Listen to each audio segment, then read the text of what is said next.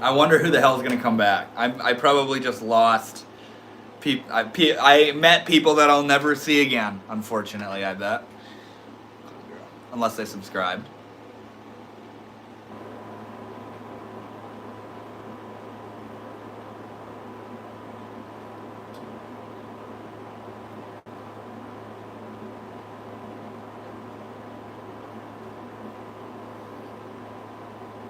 Where the homies at? Flying Gamer, yo, what's good, man? What's up, bro? Do I know you from somewhere, dude? Flying Gamer. Regardless, what's up, dude? I just tried to go live a minute ago. I was live for like 15 minutes, and then my connection absolutely shit the bed. So I had to restart my live stream.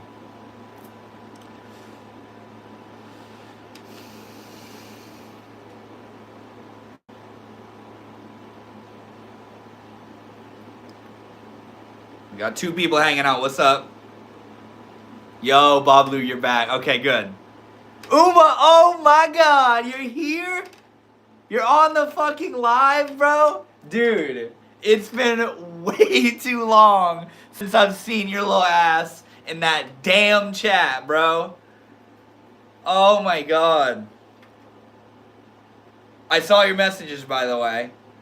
That's not only incredibly unfortunate. Oscar Rose, you are not the first, bro. You are the third, my man. Flying Gamer is my account. Oh, no shit. That's cool.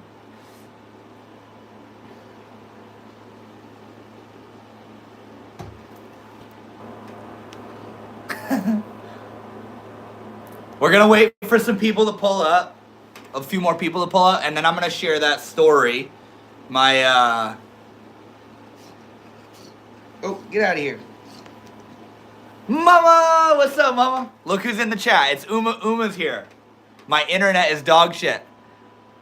Yeah, I feel you, sweetheart. Apparently, my internet is dog shit, too. Because, I just tried to stream a minute ago, and it, like, shit the bed. And I had to stop it and just start this one back up. That sucks, though, Uma. I mean, yeah, that sucks. Heart Matters says 5th. What's up, bro? Mama, what's up? Now here. See him here. Uma, yeah, Uma is here, bro. The fucking legend makes a return. It's been too long. It's Uma, yeah. She has to go soon, though. I don't know. She might have already left. The Spiritual Witch, hello. I see we got a bunch of people in the chat right now.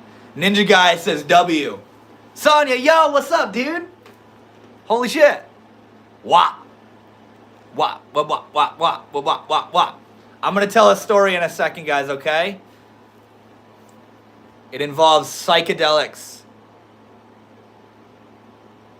Uma, what's up? I think Uma dipped out. Either she dipped out or her internet dipped out. But Baby Saja, 123 says, what's up, Baby Saja? How you doing, homie? Uma! Hi, everyone, and special love for Mama. I love all of you, but I gotta go. And you, Devin, hit me up when you can. I got you. I got you, sweetheart. You know I'll be there. I'm sending you so much love and an easy evening, Uma. I love you, sweetheart. Lusapa. I don't know. Maybe, did I just say a bad word? Bye. All right. Who wants to hear a story involving the time that I realized that I don't know who I am on LSD? The time that I had ego death on LSD. Because I held a poll earlier today asking what you guys want to see more of on the live streams. And from the last time I checked the poll, a majority of you said you wanted to hear personal stories. And it was funny because when I saw that most of you had picked that, I started to realize, oh my God, what stories do I even have to share, bro? You know, and obviously I can talk about like personal experiences and stuff like that. But it's like, I don't know. I feel like a lot of my personal stories are like, I could talk about psychedelic experiences or like heartbreak experiences or like the time that I went to a Buddhist monastery for a week. You know, that's a good one. But today we're going to talk about the time that I took LSD and realized that I don't exist. Okay? So feel free to just talk all in the chat or say whatever the hell you want. If you ask a question, I'll answer it real quick. But yeah, this is the time that I took LSD at 17 years old and realized that I don't exist. Or in other words, I'm not who I think I am. Some of you have probably heard this story before, but others probably haven't. So, and it's always just fun to tell again. So I was 17 years old at the time, and I'd been getting involved with not only psychedelics, but spirituality as well. And I'd learned about this term called ego death.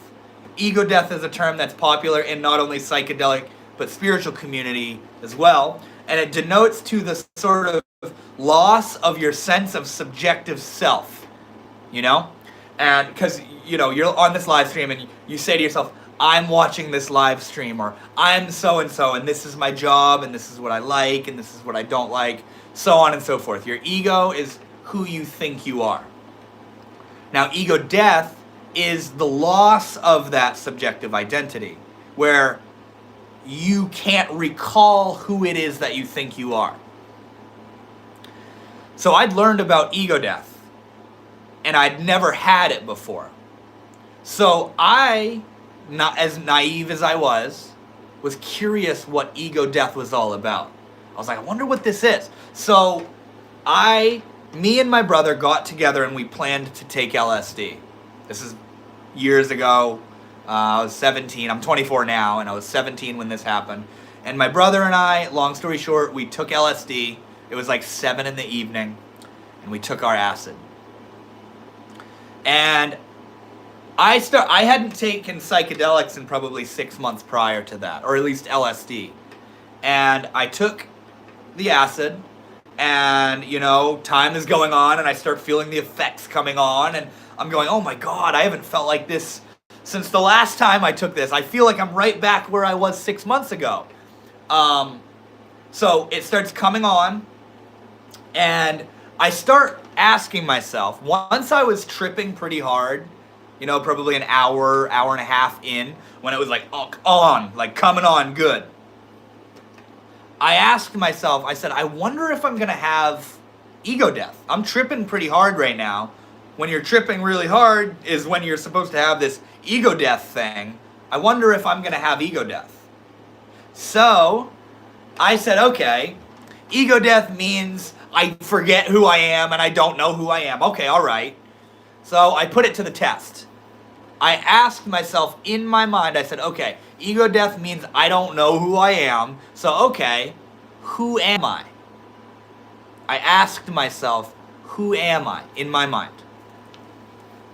Now, immediately, I had taken the perspective of me looking at my mind. Okay? Hold that in your awareness right now. That's where I was at. I asked my mind, who am I? And so, immediately, when somebody asks, who are you? The first thing that comes up is, my mind said, I'm Devin. Sonia, you're a savage. Thank you so much. My mind says, I'm Devin. So, I say, that's just my name. Who is it that's Devin? Now my mind says, I'm a human being. And I, whatever that is, say, no, that's just my species. Who is it that's this human being right here? Devin's my name. Human is my species. Who is it that's a human? Who is it that's named Devin? So now it's a conversation between whatever this I is and my mind. And I'm putting my mind on the spot and asking it, who am I? And it started coming up with all these ideas. I'm Devin. I'm a human. I'm 17 years old. I'm on LSD. I'm in Maine. so on and so forth. I'm a male, I'm a this, I'm a that. And all this stuff is going on, and I'm seemingly behind it or outside of it, and I'm saying, yes, I get all that, but those are all ideas happening inside of the mind of the one to which I'm asking the question. Who is it that's having all these ideas? I know my name is Devin, I know I'm a human, I know I'm 17, I know I'm on LSD, so on and so forth, but who is it that's 17? Who is it that's on LSD? Who is it that's a human? Who is this I, and what are all these ideas? Who are these ideas happening to? I would say, who am I? My mind would come up with this thing, and I would say, no, who is it that just had this idea? So what this looked like was an inner, this was completely inside my mind. It probably happened over a span of like 30 minutes, and what it looked like was me kind of just like anxiously pacing around the room. And my brother's hanging out with me, and I probably wasn't talking very much to him because I was doing this like profound introspective deep dive into my own identity. And I wasn't even trying to. It seemed completely black and white obvious. All these ideas are coming up and I'm saying, no, that's not who I am. Those are the thoughts happening in the mind of me. Who is this me that has this mind and all these thoughts and all this stuff? And so my mind, the thing that's providing all these ideas and concepts and labels, starts getting a little uncomfortable. It starts realizing that its concepts are falling short of wrapping itself around the question that I'm putting to it. I'm saying, who am I? And every single thing it's saying falls short of truth.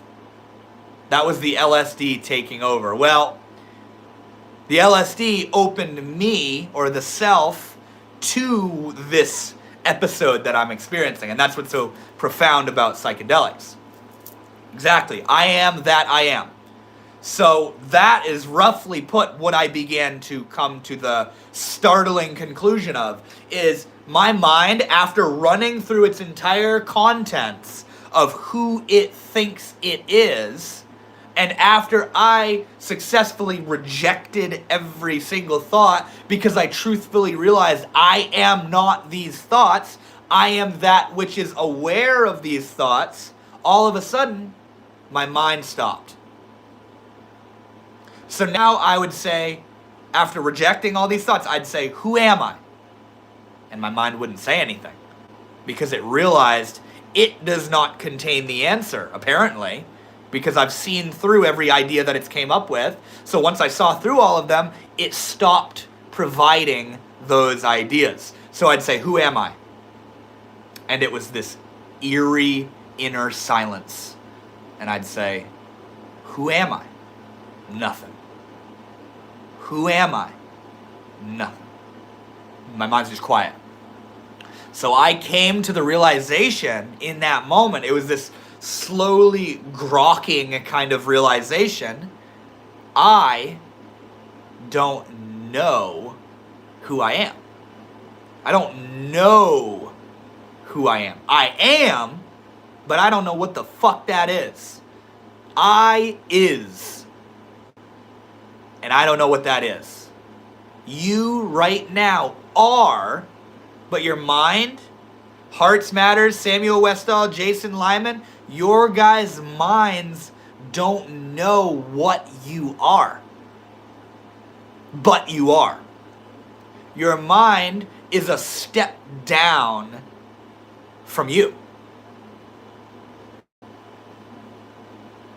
You can point to a rock and you also don't really know what it is deep down, but you know what it is on a human level. Exactly.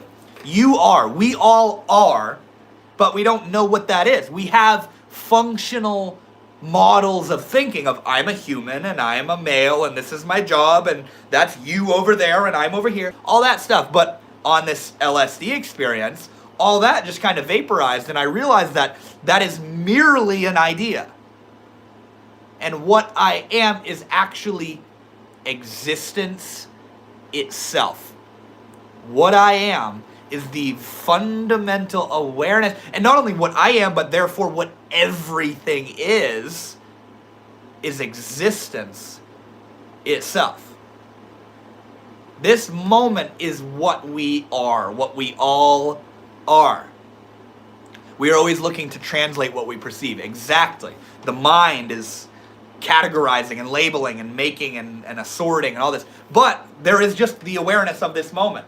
Your senses, what you see, what you feel, what you hear, what you taste, touch, all of it. The awareness of your thoughts, that's you. You are existence itself. And so I realized, must find label. I realized I'm not Devin. That's a fucking idea.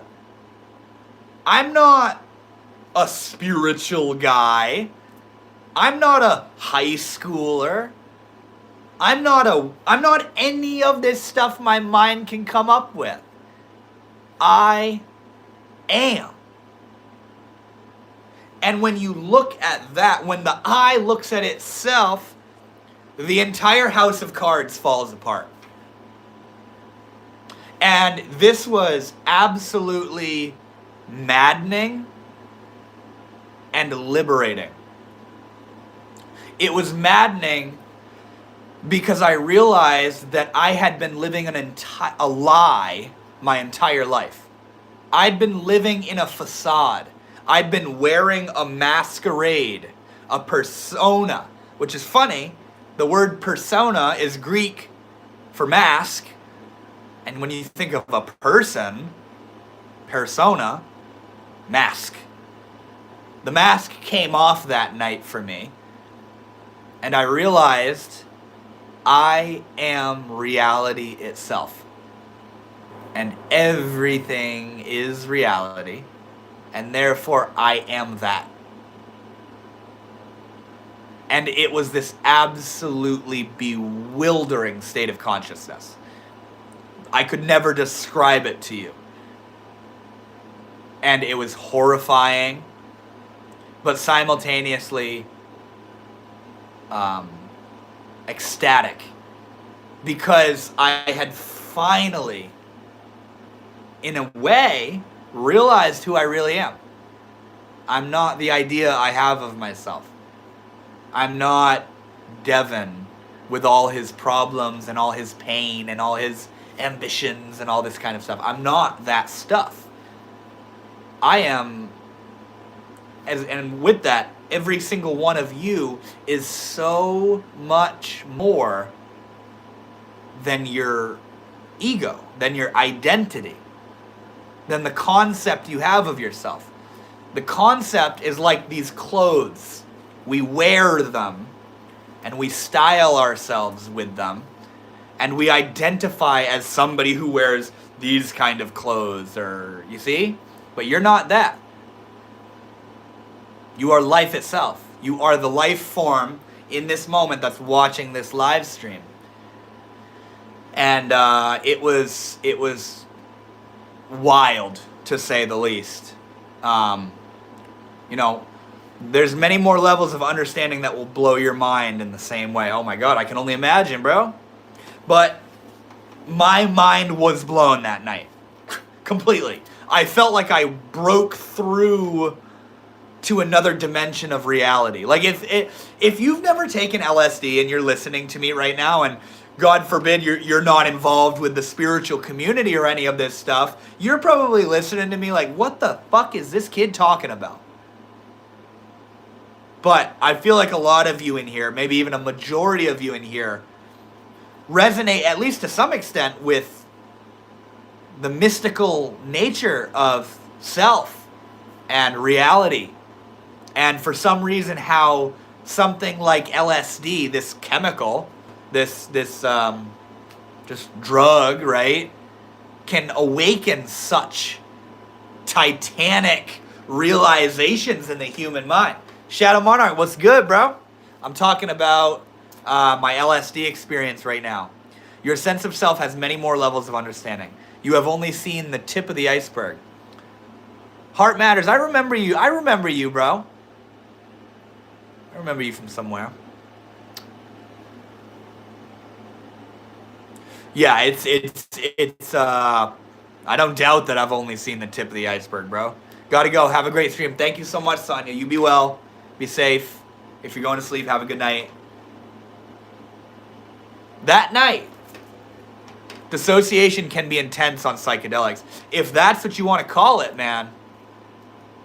I mean, figuratively speaking, I did dissociate from my mind, but it begs the question, what if that's what you actually are, is not the mind, but rather the observer, which is the epitome of dissociation. You're seeing all your ideas.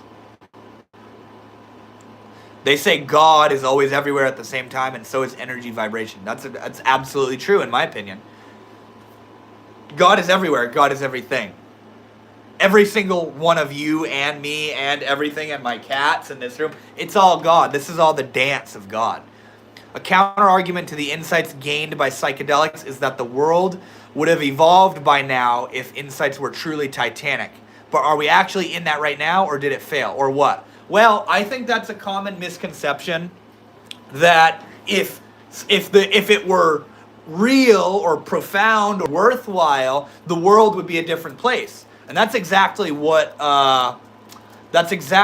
people tried to do back in the 60s. People were having this, and I'm absolute, like, if there's one thing I'm sure of in life, it's the shit that happened to me on psychedelics. It's why I'm here right now. It's why my life is the way it is. Everything, like psychedelics blew my fucking mind and made me realize things that no human being has or ever could teach me.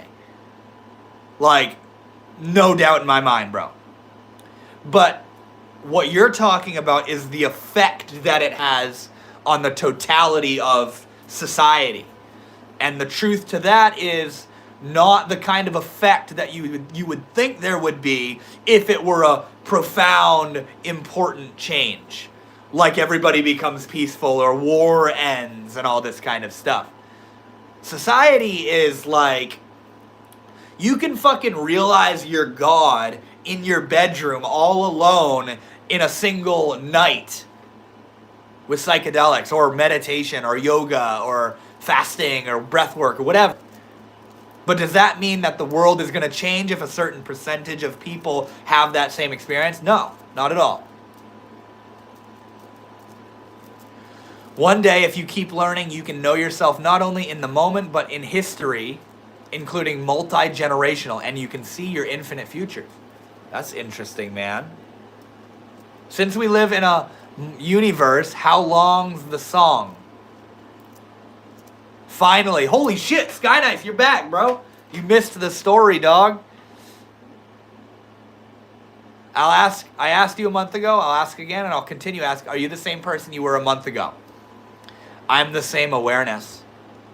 But what I'm aware of is changing every day. I can replay. Hell yeah.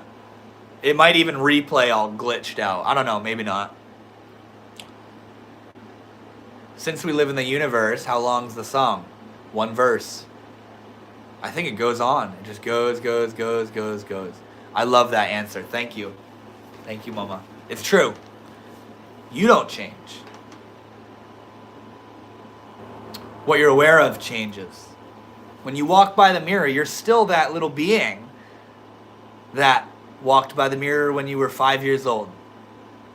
Your body is different. Your mind is different. I feel that exact same. Me too. Me too. I'm still little rambunctious wild Devin that I used to be, or still am, you know? We change and our personality changes, and you know, our lifestyle changes and what we want and the direction we're headed in changes, but you fundamentally don't change.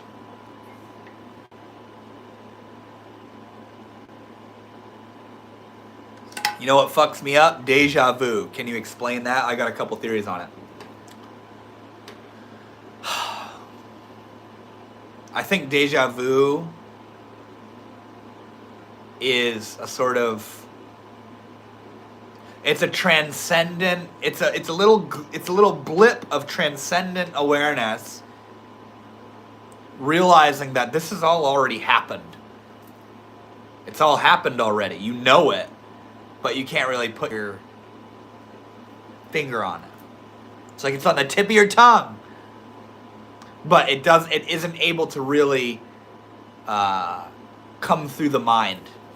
But something more deeper and more fundamental and more transcendental is aware, I know this.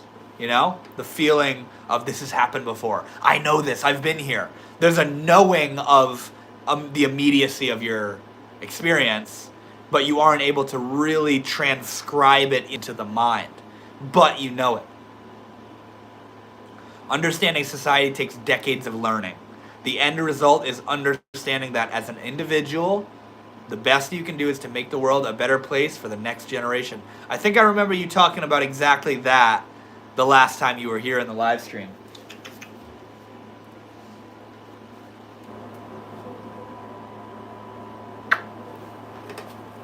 But yeah, that's my story, guys. That's the time that I realized. You want to know what I realized? I realized I am not who I think I am. And neither are you. Jake T! What's up, bro? Is this the one and only? Shit, man. Think about the semantics of that sentence for a second. Who I think I am. The moment you put words to it, it's gone. The moment you put words to it, it's not what it is. Like, think about that statement for a second. Who I think I am. It's who you are thinking you are. You aren't the thinking of what you are. You are, and you're thinking about who that is. Who I think I am.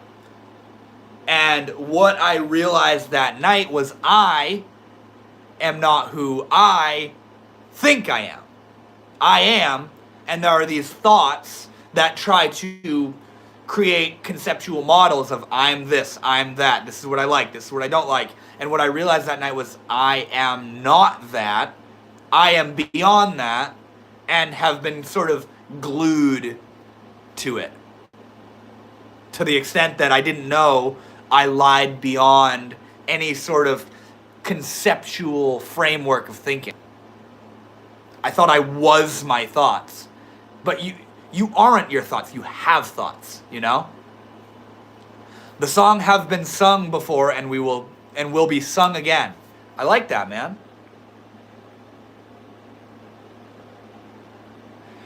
Deja vu or split perception occurs when we experience something briefly and then again with more attention. The brain registers the first, even if we are not consciously aware of it, leading to deja vu. I've heard of that before. I've heard that it's this thing in your brain where you run like right now you're sensing the moment, and the moment is new and novel, and it's never happened before as far as we know. This moment right now is new. But deja vu is this little weird glitchy moment in your brain where your brain runs the sensual perception of the moment through the same brain apparatus that perceives memory. So now all of a sudden you're perceiving the moment as memory. And that, I mean, obviously that makes sense, biologically speaking. That absolutely most blissful moment I've had of awareness when my son was born. I realized what my purpose was in life, and my past mistakes didn't matter, and I let go of past trauma. Dude, wait, I thought you were just telling me just last week that your wife was pregnant and she's already given birth? Or are you talking about a previous child? That's insane though, man. That's so beautiful. I literally can only imagine. Yeah, that's fucking wild. Yes, with my second child. This was with my first child. That's so beautiful, dude. I feel like even though I obviously haven't experienced something like that, I feel like I know what you mean. That moment of, like, an awakening, you know? Were you successful with what?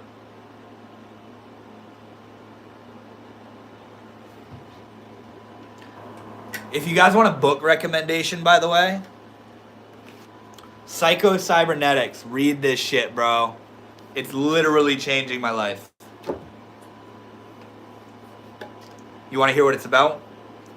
I'll go off on that for a little bit. It's weird. It's only been 30 minutes, but I feel like I've been talking for like hours.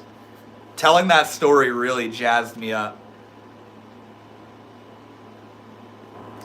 If you write down the logic of perception, you will see that everything is what you perceive it to be, not just yourself is defined by your perception. Oh, absolutely, bro. Absolutely. Everything you see is what you perceive it to be. That's actually what this book kind of speaks to. You don't see reality, bro. You see reality through the filter of your unique, exclusive, hyper-particular, individualized, highly opinionated, highly biased mind.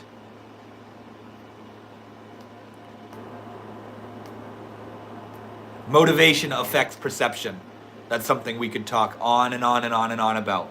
What you're looking for, what your motive is, will determine what you see. It's, in a way, kind of like confirmation bias, where if your friend tells you, yo, you know that new worker that works with us? He's an asshole. But you've never hung out with him, you've never talked to him, you've never met the guy, but your friend just told you he's an asshole. So now you have a confirmation bias. You're primed with a preconceived notion. So now when you meet this person, so much of what that person is going to slip unnoticed by you, because what you're looking for is his asshole. You're looking for his assholeness. You're looking for what your friend told you about him. Or you get a car full of people that drive through the same town. One of them is hungry, one of them is horny, and one of them is looking like their car is broken and they're trying to get their car repaired.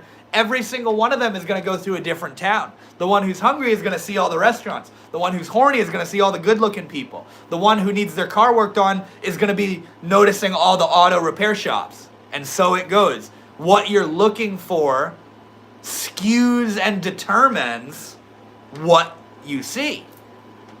You know? The Only Media. Thank you, bro. The Only Media said, you a baddie. Thank you. Ma'am or sir or whatever you are. For real though, thank you for that donation. You can't have the product without the process, nor the process without the product. Stay aware of both, my homies. I need to go. My brother is in the hospital. What the fuck? Damn, man, I hope everything is okay. Holy shit. Keep me updated. Dude, Henlopen, I like that. You can't have the product without the process, nor the process without the product. I like that. It's really interesting that you mentioned the word process, because process has been my mantra this past week, maybe 2 weeks. It's all process. We wake up and we want to have it all figured out right now. We want to be the perfect worker, the perfect boyfriend or the perfect girlfriend or the perfect teacher or the perfect fucking whatever we do. We want to have it all figured out. We want to be the smartest, the wisest, the best, the happiest, the most achieved. We want to have it done now, but we are so infinitely reluctant to the pain that comes through, like, in the process of getting there. To become a fucking loyal, well-rounded, healthy boyfriend, like, something I'm learning, is a lot of fucking work and like shit you have to let go of and learn and forget about, you know? To become a good, at work or whatever you do, you have to be willing to go through the pain of not knowing how the fuck to do it. And letting go of what used to be. You know? To become happy, to put it simply, to become happy, there's a lot of fucking pain along the way. And we all look at the happiness like, I want that right over there. But we're not willing to like get down with the fact that we're going to have really shitty days and we're going to fuck things up and we're going to do things wrong and we're going to show up messy and sloppy and not have it all together. You know? And we think we're doing something wrong. I don't know about you guys, but like I judge myself where when I'm feeling down, I say I shouldn't be feeling this. Jake, you're dropping some shit. Embrace insecurity. Seriously, bro. Seriously, that's something I'm needing to learn right now. It's not going to go away by forcing it to go away. Our reactions are our attachments to our expectations. That's facts. That's facts.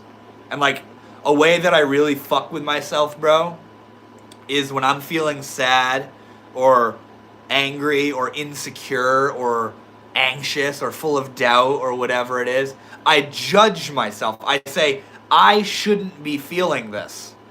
The fact that I'm feeling this negative emotion must mean it's a negative thing, so therefore I'm doing something wrong because I'm feeling like shit right now. But what if the fucking feeling of the negativity is, like Henlope and Waterfowl suggested, process? And what if the best thing you can do is to get the fuck out of its way and let it be there? Let it serve what it's like supposed to do.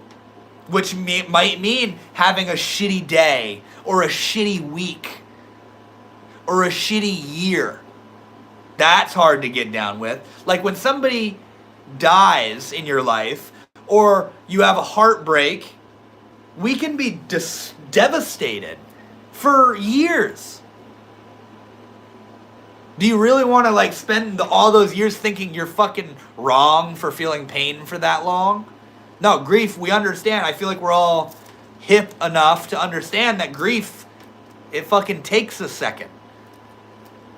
So, I mean, I don't know about you guys, but I'll ask myself, why am I so short with myself when I feel anxious, when I feel insecure and not good enough and unworthy or frustrated where something happens and I get flustered and overwhelmed and pissed off? Why do I have no time for myself to feel that negativity?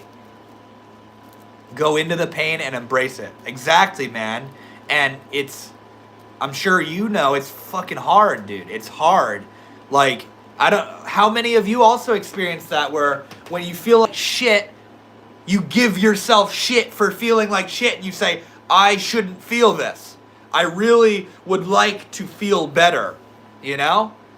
We obviously want to feel better, but when we feel like shit, that desire makes it so much fucking worse because it makes us resist and reject and avoid and distract from the reality of how we're feeling in that moment. And all that does is it creates emotional irregulation where you get all sorts of fucked up.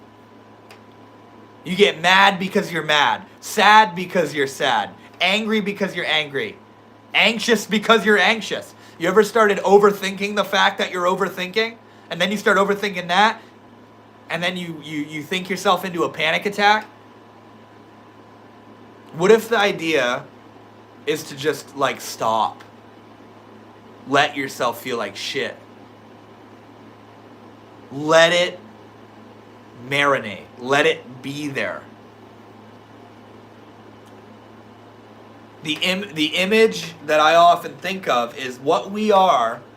Like right now, I'm in my room. This right here is what you are. You're sitting in the seat, the observational seat of your mind. And what your mind is like a room with two open doors on either side of the room. And your thoughts and feelings are like people walking through the room. They come in one door and they go out the other door. The thoughts come and go. You're not still thinking the same thing you were yesterday or whatever. It comes in, you're aware of it as it's walking through the room of your being, and then it goes out. Now, what we do is when a positive emotion comes into the room of our being, when we have a positive emotion or a positive thought or feeling, it's like somebody we like walking into the room of our being, and they walk into the room, and rather than letting them go, we get up out of the seat of our observational standpoint, and we grab onto them and say, please don't go, stay here. I want you to stay. How can I make you come here more often? No, don't go. And the person says, I'm sorry, man, but I'm on my way out. That's the way this shit works. And you go, no, please don't leave. And then they leave, and you go, oh. And then a negative emotion or a negative thought is like somebody you don't like walking into the room. Now, if somebody, let me ask you this, if somebody you don't like walks into the room and they're on their way out, what do you think the wisest thing you should do would be? Fucking leave them alone. Don't do anything. They're on their way out. But what we do is when somebody we don't like walks into the room of our mind and body, when we have a negative emotion or feeling, or in other words, we grab onto it and we say, why are you here? You shouldn't be here. What did I do to deserve you being here? You need to get out of here. And so you hold on to them, and what you do is you prolong the duration of their presence in your life. Whereas if you just left them the fuck alone, they would already be out of the room. But your hyperfixation on the presence of the negativity and how it shouldn't be there causes it to be there longer. Jake, you're dropping some shit.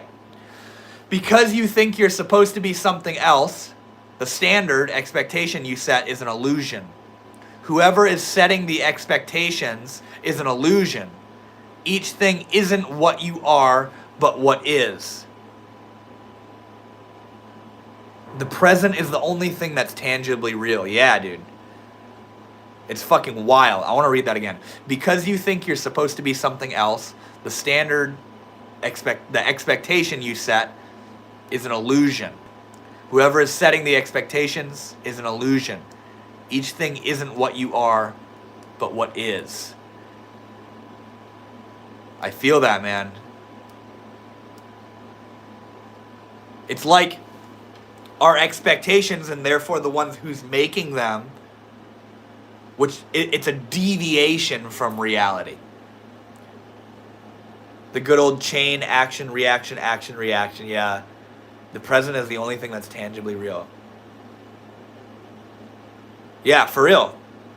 That's fucking far out to realize that the past is a reflection and the future is a anticipation. A weak mind reacts to small actions with negativity. A strong mind resists reacting to large actions. A very strong mind reacts to strong actions with positivity. I love that, man. That's beautiful. Even our memories are just a present trace of things that once were. Yep. It's wild when you really think about it.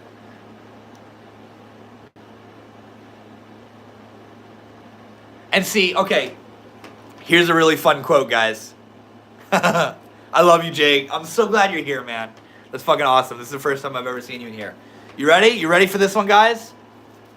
The best time to plant a tree is 20 years ago. The second best time to plant a tree is right now. Stop waiting to start that project or ask that person on a date or to quit your job that you hate or to invest in the stock market. Stop waiting, because all you're doing is wasting time. The best time is now. You only tell a story of your past experience accurately the first time. Whoa, dude. That's far out. Dude, Jake, by the way, the spiritual witch is my mom. If you really want to challenge yourself, quit a game of PUBG when you're down to 2 people. What the fuck, dude? Oh, that's fucking... That's masochistic, bro. I know it, man. That's awesome. Plant a tree, you'll never grow. There's a quote that says, somebody who plants a tree knowing they won't sit in its shade has began to understand what it means to be wise. I'm in the shower type shit. The best reaction when someone we like leaves is to react with gratitude. That's true. I agree. I won't argue with that. Hi, sweetie, my other son. Oh, I love that. Sun Tzu. Is that Sun Tzu that said that? It builds each time you speak of the experience. That's so true, Moment. That's really far out. Like when you think of your first immediate recollection of something, it's the most fresh iteration of that experience. And then everything since then is just a more and more watered down, weaker reiteration of that first iteration. That's interesting. I'm fucking buzzing on some shit tonight, guys. I really like the vibe of starting off the live stream with a story. You guys might get tired of it if you don't like the story at first, but it sets me never come down. Jake, remember? Oh, dude, I'm so glad you're fucking here, dude. Remember, I'll be happy forever now.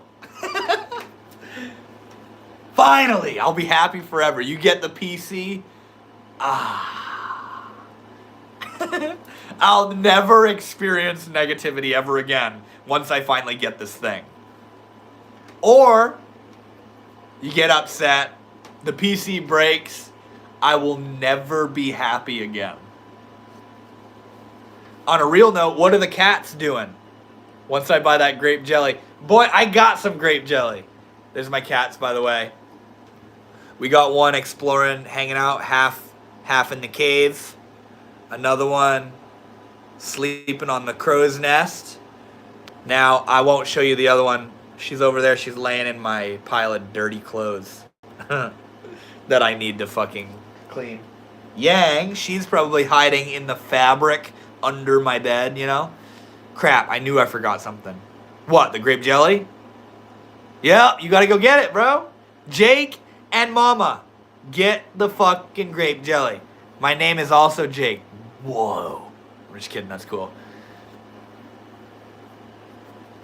What are you guys gonna do about it? Who's the real Jake? Unless it is trauma, it might just replay again and again. Hence why ketamine and MDMA treatments work. I've done ketamine and MDA on my own. I self-medicated with those things. Those are very interesting substances. I have to go, brother, but I'll call you up tomorrow. I love you, bro. Be well and have an awesome rest of your night, and I can't wait to hear from you, bro. Thank you for hanging out. It was cool. How is ketamine? Ketamine is a very interesting substance. It's, physically speaking, it's like, it's similar in a way to alcohol a little bit. It's less sloppy and sludgy as alcohol. It's more like this sort of like glowy, like discombobulation feeling, where like if you get up, you kind of feel like you're still moving, or if you sit down, it can kind of feel like you're still like, you see what I'm saying? It alters your perception of movement. It's tingly. You feel tingly, fuzzy, warmth. There's a glow. There's like a face glow and a body high, very much so. And there's a very interesting headspace, which is precisely why I liked ketamine so much. Ketamine makes you progressively less and less a part of what's going on. Like when I was experimenting with ketamine, I was hanging out with my brother. He would take acid, I would do ketamine. he tells me now, he was like, when you would do ketamine when we were hanging out, it felt like we weren't hanging out. And the way it felt for me was we'd be like watching videos on YouTube. I'd be laying in the bed and I'm like kind of not there. I'm elsewhere.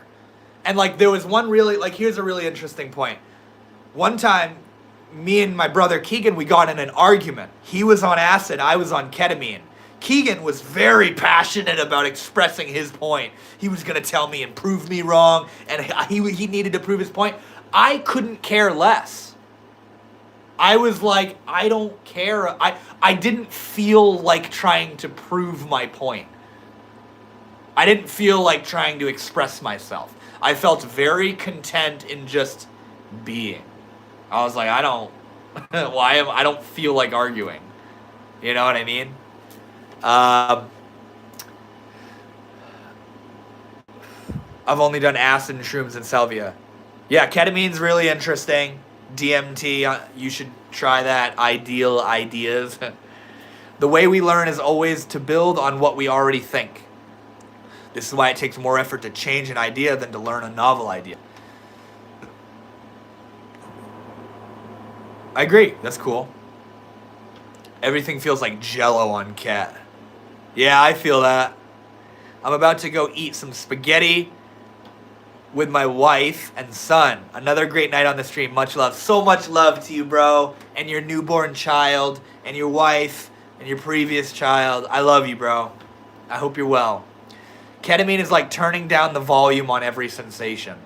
Also, I will say I've never been in a K-hole. I've only ever done tiny bits repeatedly, you know? Where I do like a little bit every 45 minutes. It's a vibe, by the way. Ketamine is a vibe. If you want to know what I think ketamine is like, listen to Dope Lemon, the band.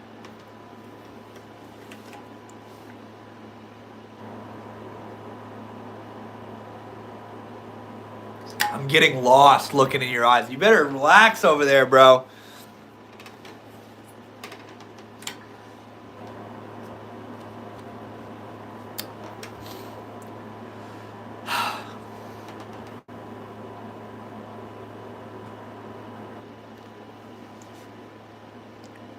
It's the cat, my bad. Are you on K right now?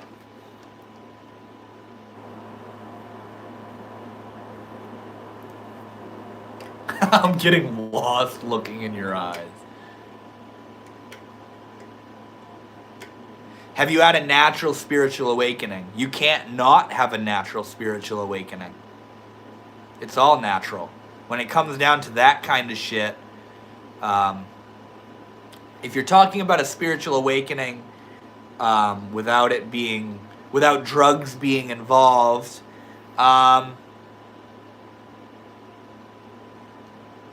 it doesn't feel fair to exclude the fact that when I had my spiritual awakening, I was using psychedelics. Toxins free, yes. Well, I don't consider psychedelics toxins. I've had one profound spiritual awakening, and that happened in tandem with my exploration with psychedelics. So I can't rip them apart, you know? They go together. It's kind of like saying, oh, thanks for answering. I got you, bro, of course. Nah, never again after this weekend. Yeah, that's what they all say, bro. Why do you say that? Did you fucking do too much or have a bad experience or something? Ketamine's effects depends on the dose. At high doses, it completely blocks receptors, preventing many types of signals, hormonal and neurological, including pain. Yeah, that's true. We're talking about the experience, though. The actual experience of it.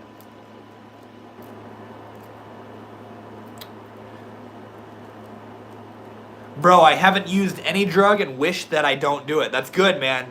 If that's how you feel, fucking stay to it. I don't use drugs anymore either. I could. but I don't feel called to work with anything right now. The only drugs I consume are caffeine and sugar. Yeah. Yep. I used to do a whole bunch of shit.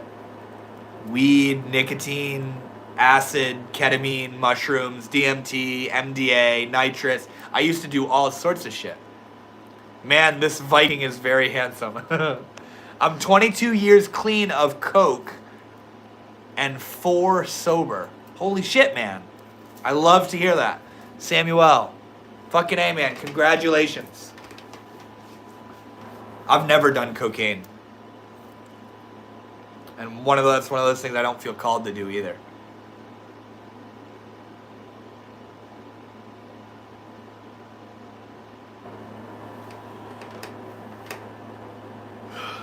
Have you ever abstained from sugar for an extended period of time? No, and I feel like I should. No detox, no rehab, no fellowship. Wow, so you did it all on your own? Ronan Moore says hi. What's up, Ronan? How you doing, man? I smoke weed, but I really dislike how it reduces REM's sleep.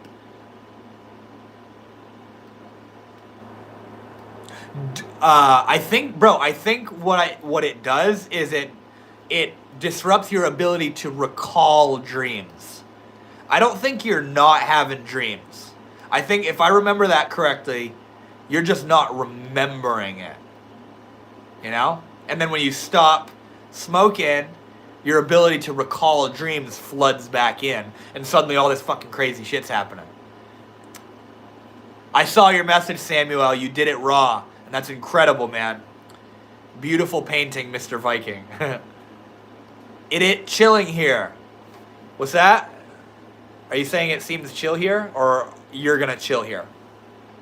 That makes more sense. Yeah, and I think I read that somewhere. You guys ever had sleep paralysis? What used to be your mother's reaction when she found out that you do drug? Well, when the first thing she found out about was weed, and obviously she didn't want me doing it. I was so young. I was like 13 years old when I started like smoking regularly weed. But as far as psychedelics, when I initially started sharing with her that I was using psychedelics, she didn't like it. She didn't want me doing it. But she trusted that I wasn't doing it to get fucked up. She knew that I saw something deeper in it. She's also here, by the way. She might be here right now and could tell you. Dude, your live is really good to watch. Although I don't really understand what you're saying because it's English. But I loved the vibe. I love you, bro. You must know what this means. I love you, dude. I love your vibes. Ronan Moore, yes. Is drug culture common in USA? It's kind of common everywhere, man. Where are you, India? You got people strung right out in India, too. I need love, too. You're getting the love, the only media.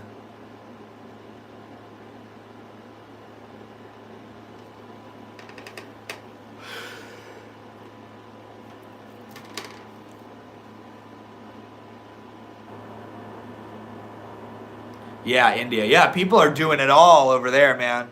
They're doing just as much over there as they are over here.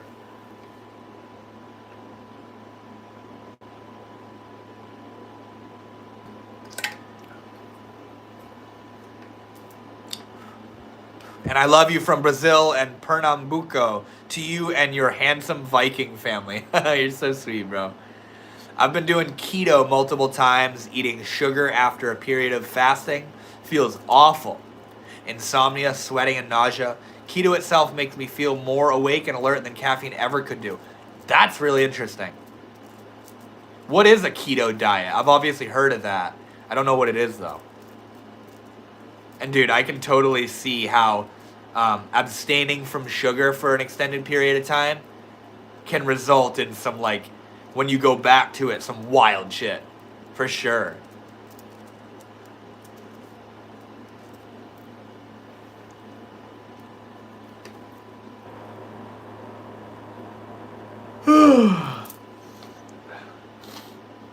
Getting a little tired here, guys. I've been on some wicked vibes this whole time. We just hit an hour. I used to stream for like 3 hours at a time.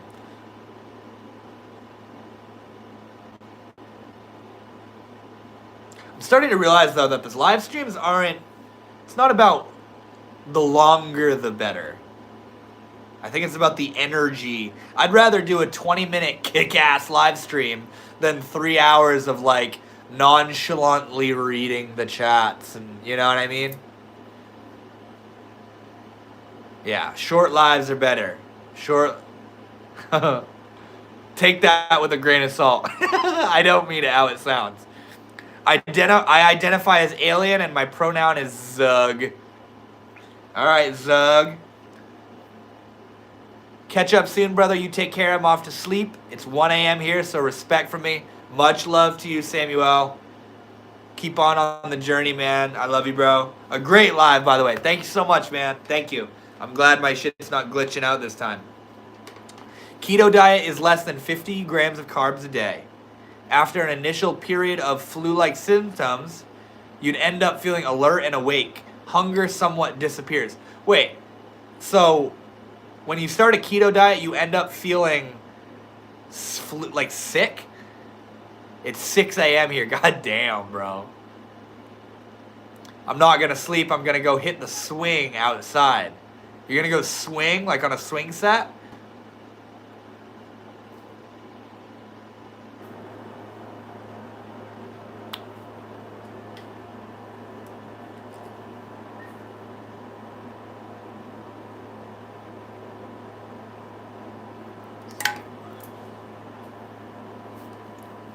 Tomorrow I have a job interview at Walmart. I feel like my aura is decreasing with anxiety. Well, stop preparing for it to go horribly. You can allow for the feeling of it to be good. And also, try and work on decreasing the importance of getting the job at Walmart. Because when you pedestalize it, when you put something up above you, it can't help but look down on you. So and it's so funny that you're mentioning that, because the job interview is the image I often use as an analogy when describing how we prepare our energy. Where you spend all your time worrying of, oh my God, am I going to be good enough? What if they find somebody else? Am I doing, what if I have a stain on my shirt? What if I fumble over my words? All this stuff. And so we show up as a rigid, stiff weirdo because we got so in our head between the period of time waiting for the interview. So the best thing you can do is forget about it. Let it, yeah, sure, you have a job interview, okay. But lower the stakes, you know? I remember as a child just knowing I could flip over the bar. Swings are the best. There's so many around here. Good for thinking. Dude, that's so awesome. I love swinging, by the way, bro. I'll still do it. Yes, abstinence are what? Abstinence means not doing. Abstaining, not doing it. Like if you abstain from drugs, you don't do drugs. I swing as high as I can and then fly toward the stars. That's the feeling. At least when you swing so high, you fly in that direction. Dude, that's so beautiful. You're right. It's just the first step to something bigger. You're not only handsome, you're a wise wizard. Thank you. Yeah, man. Like, stop giving it all this excess potential. You know, like, oh my God, it's an interview at Walmart. Like, okay, you have a job interview tomorrow. That's cool. You know? Relax into it a little bit. I know that's obviously easier said than done, too. That's dangerous, but who doesn't want to try? He is a wizard. Any suggestions on how to break away from cigarettes? Stop smoking them. And it's gonna suck. You want to know why I'm so confident in that? Because I vaped and was addicted to vaping for like 7 years, and then guess what? My fucking lung collapsed. And the second my lung collapsed, I said, okay, I'm not smoking anymore. And it was hard for like 3 days, but when you have a good enough incentive to stop, it's not a problem. You stop. When you don't want to do it anymore, aka when you're ready to stop, it falls away naturally. Now, I will tell you right now, if you're not ready to stop, you're going to make it way more harder on yourself, and you're probably going to go back to it because you're not ready to stop. But when you're ready to cut the shit and stop, you just stop. And it sucks physiologically for a minute, and you may even psychologically like, oh, I remember smoking, I want to do that, I want one right now. But when you want to stop, that outweighs the want to go back, and so you don't go back to it. But you gotta be fucking ready. If you're not ready, if you're toying and playing and flirting with the idea of quitting, you're not really ready. You're gonna say, I wanna stop, and you'll take a 3-day break, and then you'll relapse, and then you'll go back on it and say, fuck it, it doesn't matter that I do it, and then you'll be like, no, I gotta stop, this is bad, and you see? It's kind of like the beginning of addiction, but in reverse. You're starting to feel the guilt of doing it. And oh my God, I want to stop, I want to stop, I want to stop, but I don't want to stop. You'll stop when you're ready, you know? And if you're not ready, you're going to make it way harder on yourself, and you're probably not going to stop. And also the whole idea of weaning off and tapering, I'm going to slowly work my way down. You're just fucking with yourself. You're just playing games. You're extending the period of the withdrawal symptoms.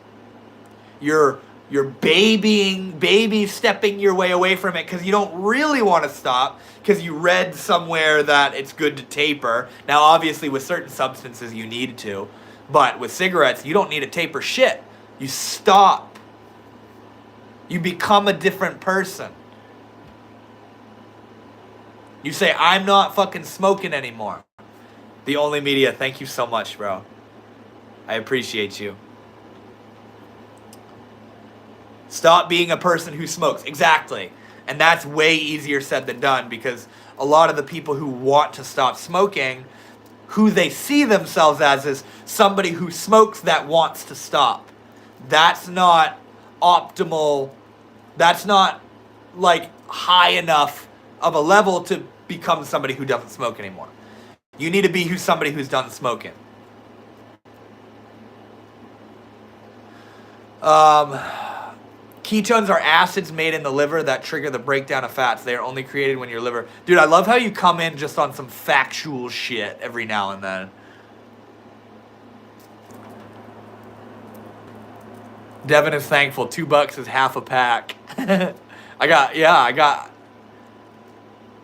Oh, I found him again. Who are you? Where do you come from? I eliminated the person who drank, and so did God. God did too. You have a fucking wild story, mama. You walk out of the hospital and... done. Self-image change. For some reason, something happened, and you weren't that person anymore. He needs a full pack. I got that. Uh-oh.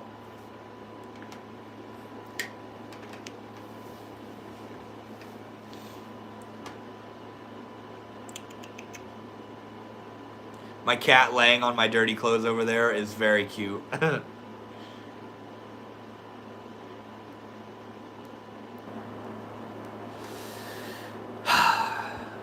People start donating cigarettes. Resurrected. Seriously. Phoenix coming out of the fucking ashes type moment. The one who got you to agree that unconditional love only comes from God, and you shouldn't love someone unconditionally. Dude, I remember you. I remember that, too. Also, you can't love somebody unconditionally, bro. You say, I love you unconditionally, and they say, okay, can I go and cheat on you then? No, of course not. Okay, well, you don't love them unconditionally. You say I love you unconditionally, but and then they say, okay, can I kill you? No, of course not. Okay, well, you don't love them unconditionally. Unconditionally means unconditional. 0 conditions upon which your love is based. And we don't do that. Correct. The liver can produce up to 100 grams of glycogen a day when you're well adjusted to a keto diet. Carbs are unnecessary calories.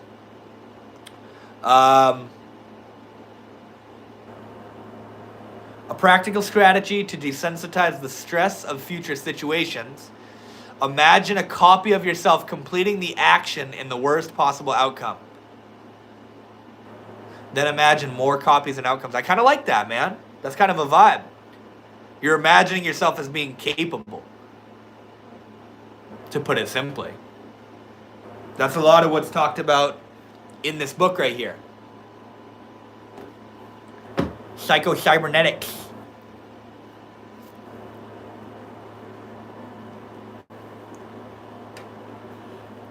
From Sweden here. I totally agree about the keto diet and the effects you describe. It's just hard to maintain when everyone else is on the sugar. Why does that make it hard? Like, is it because of peer pressure?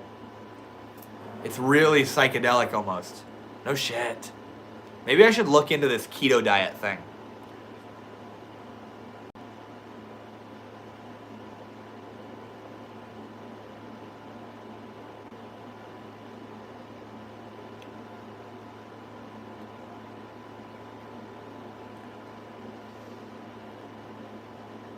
Because friends want to buy you pizza and you go to dinner with mom and don't want to ask of her to do no carbs diet.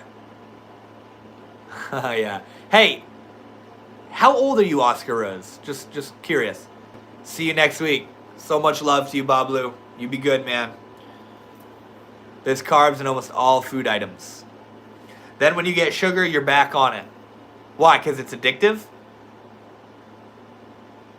I bet you realize how fucking addictive sugar is when you start trying to not use it. 30 is Oscar Rose. Hell yeah, dude. 6 years older than me. Yeah, I'm 24. Dude, I'm coming up on 25, bro. Kinda. In February.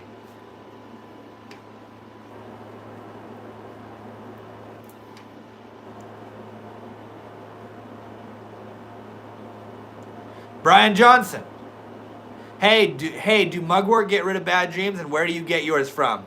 Brian Johnson, bro, are you talking about a video that I made like 5 years ago, dude? I don't do mugwort anymore, man. And I don't know really if it gets rid of bad dreams. I've heard that it helps in giving you lucid dreams. I don't know about it getting rid of or eliminating bad dreams, though. Yes, sugar is addictive. The hunger you feel every 3 to 4 hours isn't hunger. It's low blood sugar. What? Bruh. That's crazy. Wow, that's a good way to put it, too. I've said it before and I'll say it again that I feel like diet is something I'm like on the cusp of like diving into. My diet. I've been saying that for months now, but for real, I feel like diet is something like I'm about to really invest into it. What's mugwort? Mugwort is an herb that people use. They'll make tea or smoke it or consume it, and it has like, you know, it's said to make lucid dreaming more common and easy and accessible. And there's some other stuff surrounding it too. I've heard that's digestion, not actually hunger. What? That feeling of getting hungry is actually you digesting? To know thyself, abstaining is necessary. That's a fucking beautiful comment. Yeah, see, I feel a little bit hungry right now, but I just ate that huge-ass meal earlier. My blood sugar is mid as fuck.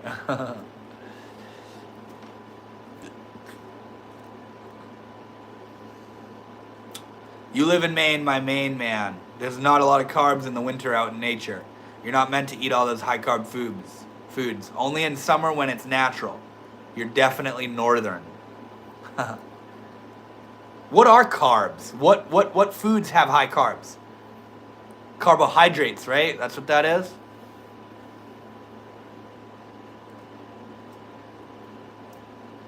Pasta. Are you vegan? Nope. Vegan diets are fucking awesome though.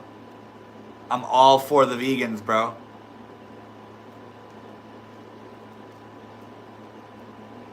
What's up, by the way? Goku versus Naruto. It's good to see you, man.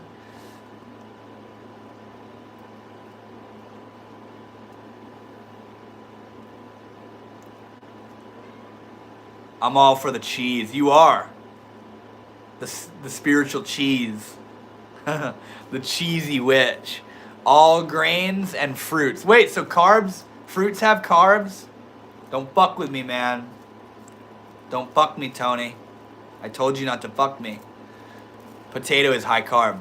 I once ate a raw potato and it rocked my fucking system.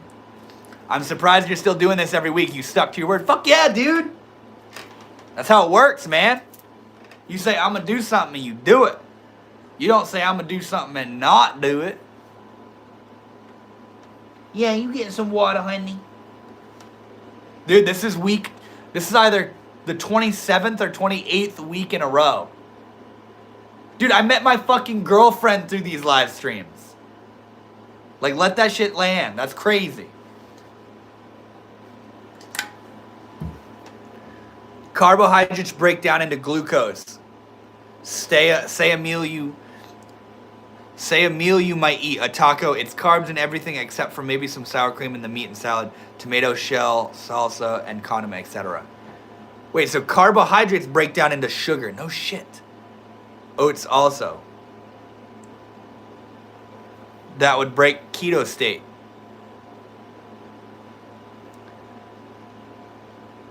Wait, so carbs aren't good because they break down into sugar?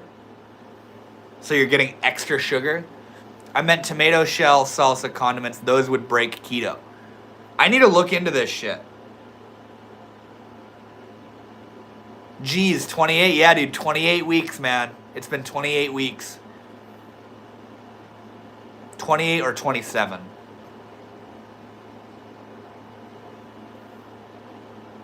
I am getting ready to call it a night here on this live stream though. It's the weekend for me. No more work for 3 days. I'll make some videos and shit.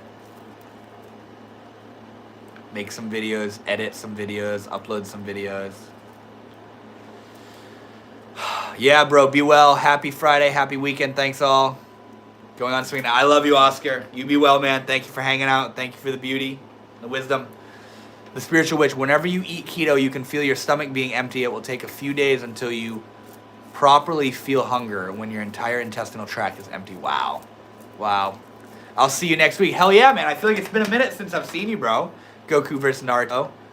But yeah, I hope to see you next week. A lot of carbs is not good, but carbs are also important in limited. I need to research this shit, man. You guys seem to know way more about diet than I do. Night, night, son. I love you, mama. And I love all of you, by the way. I'm going to head out. It's been real. Godspeed. Give keto a try. I just broke my jerkmate record. Yeah, we're definitely going to call it a night now. I love you guys. Thank you for hanging out. Stay tuned on the channel. And I will see you all next Thursday. So much love to you guys.